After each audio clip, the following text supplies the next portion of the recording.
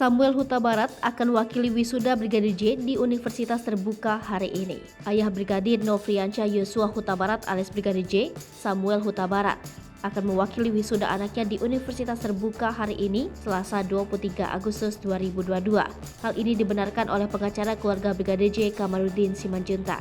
Dalam hal ini, Universitas Terbuka telah memberi undangan khusus kepada orang tua almarhum Brigadir J guna mengikuti proses wisuda tahun akademik 2021-2022.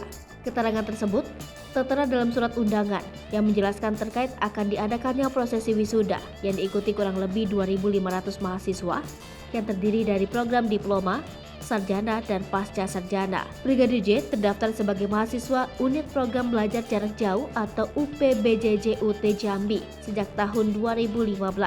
Brigadir J diketahui meraih IPK 3,28 sebagai mahasiswa program studi Ilmu Hukum, Fakultas Hukum dan Ilmu Sosial dan Ilmu Politik Universitas Terbuka. Melalui rilis resmi Jumat 19 Agustus 2022, Rektor UT Profesor Ojar Darojat atas nama Sivitas Akademika UT turut menyampaikan rasa duka cita atas berpulangnya salah satu mahasiswa UT dengan IPK sangat memuaskan mencapai IPK 3,28, yakni Nofriansyah Yosua atau Brigadir Yosua.